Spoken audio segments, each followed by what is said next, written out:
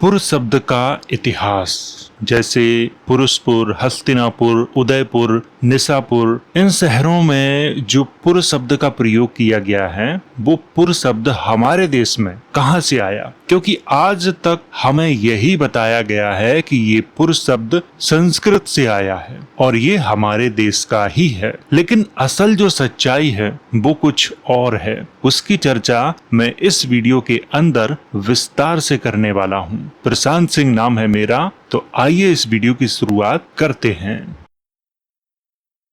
सबसे पहले बात करते हैं इन 3 पुस्तकों की। इन्हीं से मैंने ये जानकारी ली है। अगर आप लोग इन्हें पढ़ना चाहते हैं तो इनकी लिंक आपको मिल जाएगी, तो वहां से मंगवा के इन्हें आप पढ़ सकते हैं। ये तीनों पुस्तकें अंग्रेजी भाषा में हैं। इसका हिंदी अनुवाद करके मैं आपको इस वीडियो के अंदर जानकारी दे रहा हूँ। सही से वीडियो की शुरुआत होती है यहाँ से। पुर शब्द के परिचय से बात करते हैं। भारतीय उपमहाद्वीप में पुर शब्द का प्रयोग प्राचीन काल से नगर, बस्ती, दुर्ग अथवा आबाद स्थान के अर्थ में किया जाता रहा है। यह शब्द आज भी भारत के अनेक शहरों जैसे हस्तिनापुर, पुरुषपुर, कुसुमपुर, पिष्टपुर, कांचीपुरम, पुरी, अलकापुरी, सिंहपुर, आनंदपुर, नागपुर आदि में सुरक्षित है। भारतीय भाषाई परंपरा में पुर केवल एक प्रत्यय नहीं बल्कि नगर या संगठित बस्ती के लिए प्रयोग किए जाने वाला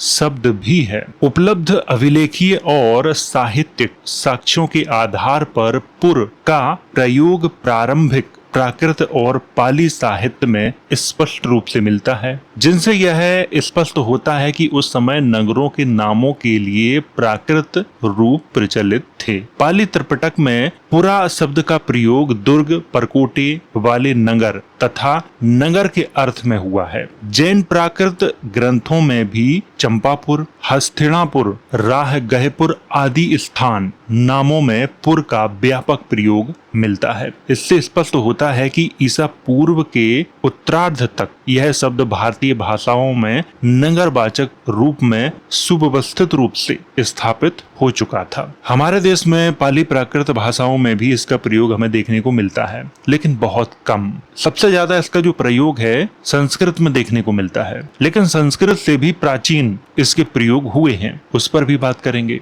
अभी तो केवल परिचय की बात कर रहा हूँ। पुर शब्द की उत्पत्ति के संबंध में विद्वानों का जो मत है वो एक नहीं है। कुछ भाषाविद इसे भारतीय भाषाई परंपरा का प्राचीन शब्द मानते हैं, जबकि कुछ शोधकर्ता मेसोपोटामिया की सुमेरी भाषा के उरु तथा प्राचीन नगर उर के साथ इसके संभावित संबंध की संभावना व्यक्त करते हैं। मेसोपोटामिया और भारतीय उपमहाद्वीप के बीच प्राचीन व्यापारिक संपर्कों को देखते हुए इतिहासकार ऐसा मानते हैं। इसीलिए उपलब्ध साक्ष्यों के आधार पर इतना ही कहा जा सकता है कि पुर इसका प्रयोग प्राकृत, पाली और बाद की अनेक भारतीय भाषाओं में निरंतर मिलता है। सबसे पहले तो आपको ये ध्यान रखना है कि विद्वान वर्ग 2 मतों में विभाजित है। पहला जो विद्वानों का वर्ग है वो ऐसा मानता है कि पुर शब्द भारतीय संस्कृत भाषा का है, लेकिन इसके कोई प्रमाण नहीं है उनके पास। जो अति प्राचीन प्रमाण है, जब उनकी बात होती है तो फिर वो आस्था की बात करने लगते हैं, पर इतिहास आस्था से नहीं चलता है। और दूसरा जो वर्ग है शोधकर्ताओं का, वो ऐसा मानते हैं कि सुमेरी भाषा मेसोपोटामिया की, उसके उरु और वहां का एक प्राचीन नगर था जिसका नाम था उर, उससे इस शब्द की उत्पत्ति हुई है। तो विद्वानों के दोनों वर्ग अलग अलग अपनी राय रखते हैं, लेकिन मैंने इस वीडियो के अंदर विस्तृत रूप से समझाया है कि पुर शब्द के सबसे प्राचीन प्रमाण कहाँ मिलते हैं, कौन सी भाषा में इसे क्या कहा गया है और भारत में ये कब दिखाई देते हैं। तो ये तो था परिचय छोटा सा, और अब बात करते हैं इसके इतिहास की। पुर शब्द का सबसे प्राचीन प्रयोग मेसोपोटामिया की सुमेरी भाषा के उरु तथा प्राचीन नगर उर में स्पष्ट दिखाई देता है। उर दक्षिणी मेसोपोटामिया वर्तमान इराक का एक प्राचीन सुमेरी नगर था। इस स्थान पर सबसे प्रारंभिक मानव जो बसावट है वो लगभग 5000 ईसा पूर्व के आसपास से देखने को मिलती है। 5000 ईसा पूर्व, ये आपको ध्यान में रखना है। लगभग 3800 से 3000 ईसा पूर्व के बीच यह एक विकसित नगर बन चुका था। उर नगर को किसने बसाया, इसकी ठीक ठीक जानकारी कहीं नहीं मिलती है। मैंने बहुत सी इतिहास की किताबें पढ़ी, लेकिन इसे किसने बसाया इसकी जानकारी किसी भी किताब में नहीं मिलती है। मान्यताओं में तरह तरह की बातें की गई हैं, लेकिन मैं इतिहास पढ़ा रहा हूं और इतिहास में मान्यताएं महत्व नहीं रखती हैं। तो सबसे पहले आपको ध्यान रखना है कि मेसोपोटामिया में 5000 ईसा पूर्व के आसपास से उरु और उर शब्द जो सुमेरी भाषा के हैं उनका अस्तित्व दिखाई देता है। उर का विकास उबैद संस्कृति की बस्तियों से धीरे धीरे हुआ था। जो उर नगर था उसकी यहाँ पर बात हो रही है। बाद में यह सुमेरियों का प्रमुख नगर राज्य बन गया। यदि राजवंश की बात करें तो उर के प्रथम राजवंश का पहला ज्ञात शासक मेसानेपिदा था, जिसने लगभग 2600 ईसा पूर्व में शासन किया था। लेकिन उसने नगर की स्थापना नहीं की थी, बल्कि नगर पहले से मौजूद था, उस नगर पे उसने शासन किया था। जो उर नगर था उस पर उसने शासन किया था, उसे बसाने वाला वो नहीं था। अर्थात स्पष्ट रूप से जानकारी मिलती है कि 2600 ईसा पूर्व में उर नगर पहले से मौजूद था। इसी प्रकार उर नम्मू लगभग 2100 से 2000 ईसा पूर्व के आसपास तृतीय राजवंश की स्थापना उसने की थी और प्रसिद्ध जिग्गुरात मंदिर का निर्माण उसने करवाया था। लेकिन उसने भी नगर की स्थापना नहीं की थी। 1930 के दशक में खुदाई में वहां एक नाना का मंदिर प्राप्त हुआ था। नाना देवता मेसोपोटामियाई पौराणिक कथाओं में चंद्रमा का देवता है। कुषाण राजाओं के सिक्कों पर उसकी आकृतियां आज भी देखी जा सकती हैं। कुषाण राजाओं ने प्राचीन मेसोपोटामिया के कई देवताओं को अपने सिक्कों पर दिखाया है। ईरान के कई प्राचीन देवताओं को अपने सिक्कों पर दिखाया है। बैक्ट्रिया और पूर्वी ईरानी जो देवता थे उन्हें भी अपने सिक्कों पर दिखाया है। आज भी उनके सिक्के मौजूद हैं, आप चाहें तो उन्हें देख सकते हैं। तो आपको ये बहुत अच्छे से ध्यान में रखना है कि जो उर नगर था उसकी स्थापना के बारे में ठीक से जानकारी नहीं है, लेकिन आपको शब्द ध्यान रखना है उर, ये आपको अच्छे से ध्यान में रखना है। निप्पुर प्राचीन सुमेर की सबसे महत्वपूर्ण धार्मिक नगरी थी। पुर शब्द का सबसे प्राचीन जो प्रमाण है वो यही है। निप्पुर जो है वो प्राचीन सुमेर की सबसे महत्वपूर्ण जो धार्मिक नगरी है उसका दर्जा इसे प्राप्त था। यह वर्तमान में इराक में स्थित था और उबैद काल जिससे 5000 ईसा पूर्व के आसपास का माना जाता है से ये भी आबाद था, अर्थात ये भी 5000 ईसा पूर्व के आसपास से ही मौजूद था। निप्पुर शहर देवता एनलिल का प्रमुख पूजा केंद्र था। जो एनलिल है उसके बारे में मैंने कई वीडियो में आप लोगों को बताया भी है, लेकिन इस वाले वीडियो में मैं कोई चर्चा नहीं कर रहा हूँ। जहां उनका प्रसिद्ध एकुर मंदिर स्थित था। कहाँ पे? निप्पुर में। यह राजनीतिक राजधानी नहीं थी, फिर भी सुमेर, अक्काद और जो बेबीलोन के शासक थे वो यहाँ जाते थे, अपनी सत्ता को धार्मिक मान्यता प्रदान करते थे। और निप्पुर खास तौर से किसके लिए प्रसिद्ध है? निप्पुर से प्राप्त हजारों कीलाक्षर मिट्टी की पट्टिकाओं ने सुमेरियन भाषा, साहित्य, धर्म, शिक्षा और प्रशासन के अध्ययन में अत्यंत महत्वपूर्ण योगदान दिया। सबसे महत्वपूर्ण इतिहास में यही माना जाता है। इसीलिए निप्पुर बहुत चर्चा में रहता है, क्योंकि यहाँ से हजारों की संख्या में कीलाक्षर मिट्टी की पट्टिकाएं प्राप्त हुई हैं। 5000 ईसा पूर्व में मेसोपोटामिया वाले क्षेत्र में एक नगर था और उसके लिए ये शब्द प्रयोग हो रहा था निप्पुर, अर्थात उसमें पुर शब्द का प्रयोग किया गया था। और 5000 ईसा पूर्व में हमारे देश में कोई ऐसा शहर, कस्बा नहीं है और ना था जिसके लिए पुर शब्द का प्रयोग किया गया हो। हमारे पास कोई प्रमाण नहीं है, न किसी इतिहासकार के पास है, न ही भारत सरकार के पास है। धार्मिक मान्यताओं में इस तरह की बातें कही जाती हैं कि हस्तिनापुर लाखों वर्ष पहले था, लेकिन ये केवल आस्था है, प्रमाण नहीं है। हस्तिनापुर में जब खुदाई हुई, हस्तिनापुर में सबसे प्राचीन जो बस्तियां हैं वो 8वीं 9वीं सदी ईसा पूर्व की मिलती हैं। उससे पहले हस्तिनापुर में कोई रहता ही नहीं था, हस्तिनापुर था ही नहीं। 8वीं-9वीं सदी ईसा पूर्व से हस्तिनापुर में बस्तियां बनना प्रारंभ हुई हैं। ये भी आपको ध्यान में रखना है। तो धार्मिक लोगों की जो मान्यता है उसे भी चुनौती दी जा सकती है, लेकिन वो सवाल धार्मिकता का है। मैं बात कर रहा हूँ इतिहास की। हमारे पास या किसी भी इतिहासकार के पास ऐसा कोई भी प्रमाण नहीं है जो ये साबित कर दे कि 5000 ईसा पूर्व से पहले भारत के किसी भी शहर का नाम ऐसा हो जिसमें पुर शब्द का प्रयोग किया गया हो। ऐसा नहीं है। तो इतना आपको समझ में आ चुका होगा। यहाँ पर थोड़ी सी और बात कर लेते हैं। उरुबेला प्राचीन भारत का एक प्रसिद्ध स्थान था जहाँ गौतम बुद्ध ने ज्ञान प्राप्ति से पहले 6 वर्ष तक कठोर तपस्या की थी। यह स्थान वर्तमान बोध गया के पास में था। बौद्ध ग्रंथों के अनुसार उरुबेला नैरंजना नदी के तट पर घने वन और शांत वातावरण वाला क्षेत्र था जो तपस्या के लिए अत्यंत अच्छा माना जाता था। पाली भाषा का उरुबेला शब्द संभवतः सुमेरी भाषा के उरु से लिया गया है और आश्चर्य की बात यह है कि दोनों का संबंध नगर से है, लेकिन समय और क्षेत्र के कारण दोनों में थोड़ा सा फर्क दिखता है। यहाँ पर थोड़ी और गहराई से बात करना चाहूंगा। अगर आप उरुबेला शब्द को देखोगे कि इसका अर्थ क्या है, तो आपको अर्थ बताया जाएगा कि इसका अर्थ है विशाल, क्योंकि संस्कृत में जो अर्थ है वही पाली में अर्थ होगा। ऐसा आजकल के विद्वान मानते हैं, क्योंकि उन्हें लगता है पाली प्राकृत भाषा की उत्पत्ति संस्कृत से हुई है, तो जो संस्कृत में है वही पाली प्राकृत में होगा। जबकि मैं कई बार आप लोगों को बता चुका हूँ, समझा चुका हूँ और वीडियो भी बना चुका हूँ, पाली प्राकृत भाषा संस्कृत से बहुत प्राचीन है। लेकिन हमारे यहाँ का जो विद्वान वर्ग है उसमें से कुछ लोग अब तो स्वीकार करने लगे हैं,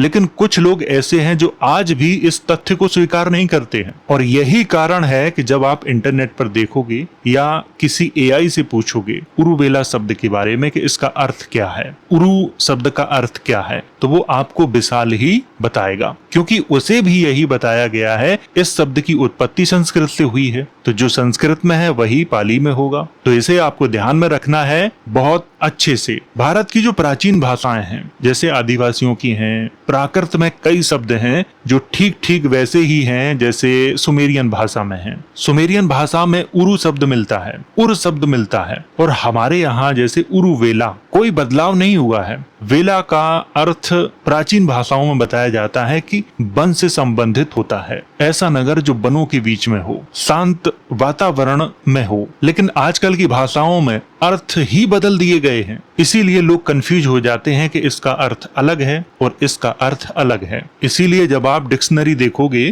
तो उसमें कुछ शब्द ऐसे मिलते हैं जिनके अर्थ बिल्कुल एक जैसे हैं, तो इसकी जानकारी भी आपको होनी चाहिए। इसी तरह उड़ीसा के सुंदरगढ़ जिले में स्थित राउरकेला को भारत की पहली इस्पात नगरी कहा जाता है, लेकिन इसकी जो बसावट है, प्रारंभिक बसावट की बात कर रहा हूं मैं, 1500 ईसा पूर्व के आसपास से दिखाई देती है। स्थानीय जो आदिवासी थे वो वहां पर रहते थे और उस समय इसका जो नाम था सादरी भाषा में रोदोर केला या रोऊर केला था। तो यहाँ से भी ये समझ में आता है कि आदिवासियों की भाषाओं में भी सुमेरियन भाषा के शब्द दिखाई देते हैं। 1500 ईसा पूर्व में जिस छोटे से गांव की बसावट शुरू हुई थी, भारत सरकार ने तत्कालीन प्रधानमंत्री पंडित जवाहरलाल नेहरू के कार्यकाल में 1954-55 में इसे एक आधुनिक नियोजित औद्योगिक शहर के रूप में स्थापित किया और रोउरकेला और उरुबेला जैसे शब्द प्राचीन भारतीय भाषाओं में संभवतः सुमेरियन सभ्यता से ही आए हैं। प्रारंभ में मैं आपको बता चुका हूँ, मैंने जिन जिन पुस्तकों से ये जानकारी ली है उनमें भी काफी हद तक इसी तरह की जानकारी मिलती है। कौन सा शब्द किस तरह से परिवर्तित हुआ है अभी मैं आगे आपको और समझाऊंगा, तब आपको अच्छे से समझ में आ जाएगा। ईरान में कई नगरों के नाम में पुर शब्द का प्रयोग हुआ है, जैसे विसापुर, गोंदेसापुर और निसापुर। निसापुर का नाम आप लोगों ने सुना भी होगा। निसापुर ईरान के उत्तर पूर्वी भाग में स्थित एक प्राचीन ऐतिहासिक नगर है जो वर्तमान में रजवी खुरासान प्रांत में स्थित है, लेकिन आजकल उसका नाम निसापुर नहीं है, नाइसापुर है। थोड़ा सा परिवर्तित हो गया है, लेकिन जब आप उसका प्राचीन इतिहास पढ़ोगे तो वहां पर आपको निसापुर नाम ही मिलेगा। अधिकांश आधुनिक इतिहासकारों के अनुसार इसकी जो स्थापना है, ऐसा इतिहासकार मानते हैं, सासानी सम्राट शाहपुर प्रथम, जिसका जो समय था 241 से 272 ईस्वी के मध्य में, उसने की थी। नगर का मूल पहलवी नाम जो था वो नेओ शाहपुर था, जिसका अर्थ है शाहपुर का नया नगर या शाहपुर का सुंदर नगर। कुछ प्राचीन फारसी और अरबी स्रोत इसकी स्थापना या पुनः निर्माण का जो श्रेय है वो शाहपुर द्वितीय को देते हैं, जिसका समय 309 से 379 ईस्वी के मध्य में था। लेकिन आधुनिक जो शोधकर्ता हैं वो शाहपुर प्रथम को ही इसका संस्थापक स्वीकार करते हैं। सासानी काल में निसापुर एक महत्वपूर्ण प्रशासनिक और सैन्य केंद्र था। इस्लामी युग में यह खुरासान का प्रमुख नगर बन गया था। व्यापार, शिक्षा, साहित्य तथा संस्कृति का एक महत्वपूर्ण केंद्र रहा है। ये प्रसिद्ध कवि एवं गणितज्ञ उमर खयाम तथा सूफी संत फरीदुद्दीन अत्तार का संबंध भी इसी नगर से था। मध्यकाल में निसापुर ईरान के सबसे प्रसिद्ध और प्रभावशाली नगरों में गिना जाता था। ईरान वाले क्षेत्र में प्राचीन समय की बात कर रहा हूं मैं, किसी एक शहर के नाम में पुर नहीं था, कई शहरों के नामों में पुर शब्द का प्रयोग किया गया था। तो ईरान में ये कहां से पहुंचा? ईरान में ये मेसोपोटामिया से पहुंचा। प्राचीन ईरानियन भाषा में इस शब्द का प्रयोग मिलता है, जिसे 1500 ईसा पूर्व के आसपास की भाषा माना जाता है, उसमें भी इस शब्द का प्रयोग है। लेकिन भारत में 1500 ईसा पूर्व में पुर शब्द का प्रयोग होता था या नहीं होता था, इसकी जानकारी हमारे पास नहीं है, न किसी इतिहासकार के पास है। आगे कई और महत्वपूर्ण तथ्यों पर मैं चर्चा करने वाला हूँ। पेशावर वर्तमान पाकिस्तान के खैबर पख्तूनख्वा प्रांत की राजधानी और दक्षिण एशिया के सबसे प्राचीन नगरों में से एक।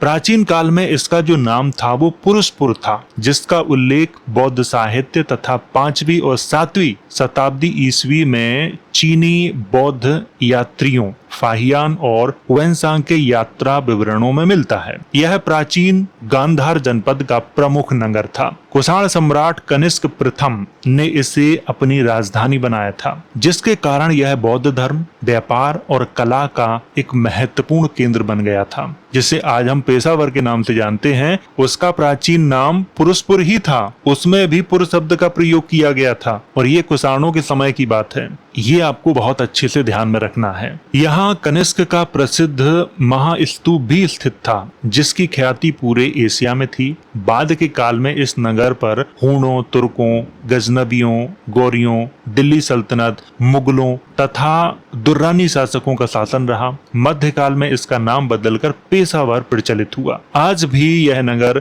गांधार सभ्यता, बौद्ध अवशेषों और ऐतिहासिक विरासत के लिए विश्व भर में प्रसिद्ध है। भारत में हस्तिनापुर के प्रारंभिक प्रमाण 900 ईसा पूर्व के आसपास के मिलते हैं। अब थोड़ा भारत की बात कर ली जाए, लेकिन उस समय इसका नाम क्या था 900 ईसा पूर्व में, इसकी जानकारी किसी को नहीं है। हस्तिनापुर का नाम बौद्ध जातक कथाओं में भी आता है। कुषाण काल में हस्तिनापुर का उल्लेख मिलता है। पुरो या पुरा शब्द का प्रयोग पाली प्राकृत भाषा में हुआ है, लेकिन इसका प्रयोग सबसे अधिक प्रथम सदी के बाद के ग्रंथों में दिखाई देता है। संस्कृत भाषा में पुरम शब्द का प्रयोग हुआ है और खास तौर से प्रथम सदी के बाद भारत में नगरों के लिए पुर शब्द का प्रयोग बहुत ज्यादा हुआ है। तो अगर आपको ऐसा लगता है कि हस्तिनापुर महाभारत काल का है, महाभारत लाखों वर्ष पहले हुआ है, तो इस शब्द की शुरुआत भारत से हुई है, ऐसा मानते हैं, तो फिर आपको हस्तिनापुर का सबसे प्राचीन जो प्रमाण है उसके बारे में पढ़ना चाहिए। हस्तिनापुर में खुदाई हुई है। सबसे प्राचीन प्रमाण 800-900 ईसा पूर्व के मिलते हैं। उस समय हस्तिनापुर की प्रारंभिक बसावट शुरू हुई थी 800-900 ईसा पूर्व में। उससे पहले हस्तिनापुर नहीं था और उस समय उसका नाम क्या था इसकी भी जानकारी किसी के पास नहीं है। बौद्ध जातक कथाओं में इसका नाम मिलता है हस्तिनापुर, लेकिन जातक कथाएं बुद्ध के समय में नहीं लिखी गईं, ये बहुत बाद में लिखी गई हैं और इनकी रचना हर्षवर्धन के शासन काल तक हुई है। तो बौद्ध जातक कथाओं पर 100% भरोसा नहीं किया जा सकता और किसी भी राजा के लेख में, जैसे सिक्का हो, शिलालेख हो, उसमें हस्तिनापुर का स्पष्ट रूप से प्रयोग नहीं हुआ है। मैं प्राचीन समय की बात कर रहा हूँ, मध्यकाल की बात नहीं कर रहा हूँ। तो प्राचीन राजा के किसी भी लेख में इसका नाम हमें दिखाई नहीं देता है। अगर हम मान के चलें कि गौतम बुद्ध के समय में इसका नाम हस्तिनापुर था, तो भी भारत में सबसे प्राचीन प्रमाण नहीं मिलते हैं पुर शब्द के, क्योंकि 5000 साल पहले मेसोपोटामिया वाले क्षेत्र में पुर शब्द मौजूद था। अगर आपको भारत का इस शब्द को साबित करना है, पुर शब्द को, तो फिर 5000 ईसा पूर्व से पहले का कोई प्रमाण देना होगा, जो किसी के पास नहीं है। आज भी पुर शब्द का प्रयोग हमारे देश में होता है। पुर शब्द की उत्पत्ति सुमेरियन भाषा के उरु या उर शब्द से हुई है और प्राचीन फारसी में उर को पुर कहा गया है। मध्य फारसी में पुर को पुर कहा गया है। इसीलिए ईरान में कई शहरों के नाम में पुर शब्द दिखाई देता है। यहाँ पर थोड़ा सा मैं रुकना चाहूंगा, क्योंकि बाद की कुछ जो जानकारी है वो लिख नहीं पाई है, इसीलिए थोड़ा सा रुकना चाहूंगा। सुमेरियन भाषा में उरु और उर शब्द मिलते हैं और इन्हीं का बिगड़ा हुआ रूप अक्कादियन भाषा में प्रयोग किया गया है। अक्कादियन में उर को पुर कहा गया है, इसीलिए वहां पर निप्पुर जो नगर है उसका नाम अक्कादियन में दिखाई देता है। ये आपको समझना है और अक्कादियन से ही ईरानियन भाषा में ये शब्द गया है। इसीलिए ईरान में कई स्थानों के नाम में पुर शब्द दिखाई देता है और वहीं से धीरे धीरे गांधार होते हुए ये भारत में आया है। लेकिन आपको ये भी समझना है कि भारत में एक शब्द है जो बहुत प्राचीन समय से प्रचलित है, उरु और उर शब्द भारत में बहुत प्राचीन समय से है और इसकी जानकारी मिलती है और ये सीधे सीधे सुमेरियन भाषा से लिया गया है, ये भी समझ में आता है। लेकिन पुर शब्द के प्राचीन प्रमाण नहीं मिलते हैं। मैं 2 उदाहरण आपको दे चुका हूँ उरुबेला का, जिसमें उरु शब्द का प्रयोग किया गया है और उरु मूल रूप से सुमेरियन भाषा का है और उर शब्द भी सुमेरियन का ही है। तो इतनी जो जानकारी है वो आपको समझ में आ चुकी होगी। एक बार आपको फिर से अच्छे से समझा देते हैं। भारत में पुर शब्द का प्रयोग प्राचीन समय में हमें देखने को नहीं मिलता है। 5000 साल पहले इस शब्द का प्रयोग मेसोपोटामिया वाले क्षेत्र में हुआ था और इस शब्द की जो उत्पत्ति है उरु और उर शब्द से हुई है, जो सुमेरियन भाषा के थे। बाद में अक्कादियन लोगों ने उर को पुर कहा है और यहीं से पुर शब्द की शुरुआत हुई है। इसीलिए वहां जो निप्पुर शहर है उसमें पुर शब्द का प्रयोग किया गया। फिर यही परंपरा ईरान में आई, ईरान से गांधार वाले क्षेत्र में आई और गांधार से हमारे देश में आई। ये प्राचीन प्रमाणों के आधार पर मैं बात कर रहा हूँ, आस्था के आधार पर नहीं। और आपको खास तौर से इस पॉइंट को जरूर ध्यान में रखना है कि सुमेरियन भाषा का जो उरु और उर शब्द है, खास तौर से उर शब्द को ध्यान में रखना है। अक्कादियन लोगों ने इसी का रूप परिवर्तित किया है, उर को पुर कहा है और अक्कादियन लोग सामी लोग थे, अर्थात सेमिटिक लोग थे और सेमिटिक लोगों से आज के जो हिंदू धर्म वाले हैं उनका बहुत गहरा संबंध है। लेकिन इसकी चर्चा इस वीडियो में नहीं करेंगे, किसी और वीडियो में करेंगे। तो आप लोगों को पुर शब्द के बारे में अच्छे से समझ में आ गया होगा कि ये शब्द कहां से भारत में आया है। अब भारत में वाद शब्द कहां से आया है इसकी बात कर लेते हैं। जैसे अहमदाबाद में जो वाद शब्द है वो भी भारत का नहीं है, वो भी ईरान से भारत में आया है, फारसी भाषा का शब्द है। अहमदाबाद का नाम गुजरात सल्तनत के सुल्तान अहमद शाह प्रथम के नाम पर पड़ा है। 1411 ईस्वी में सुल्तान अहमद शाह प्रथम ने साबरमती नदी के किनारे एक नए नगर की स्थापना की, लेकिन इस नगर से पहले वहां पर कुछ बस्तियां थीं। असावल और कर्णावती उनके नाम थे, 2 बस्तियां थीं। नगर बसाने के बाद इसका नाम अहमदाबाद रखा गया। अहमद शाह ने अपने नाम पर रखा और वाद शब्द का जो अर्थ है फारसी में वो है बसाया हुआ, अर्थात अहमद ने इस नगर को बसाया है, इसीलिए इस नगर का नाम अहमदाबाद पड़ा है। तो वाद शब्द के बारे में आपको समझ में आ गया। नगर शब्द के बारे में आपको बता देता हूँ कि नगर शब्द हमारे देश में प्रचलित है, लेकिन इसका जो संबंध है वो नागों से है। तो एक ही वीडियो में मैंने पुर शब्द की जानकारी दी, वाद शब्द की जानकारी दी और नगर शब्द की जानकारी दी। पुर शब्द और वाद शब्द ये हमारे देश के नहीं हैं। नगर शब्द नागों की परंपरा का है और नागों की जो परंपरा है वो बहुत प्राचीन है। तो ये थी जानकारी पुर शब्द के बारे में, वाद शब्द के बारे में और नगर शब्द के बारे में। अगर आपका कोई प्रश्न है तो कमेंट के माध्यम से आप मुझसे पूछ सकते हो, मैं वीडियो के माध्यम से उत्तर देने का प्रयास करूंगा। तो वीडियो अगर अच्छा लगा हो तो इसे लाइक करें, शेयर करें। वीडियो देखने के लिए धन्यवाद।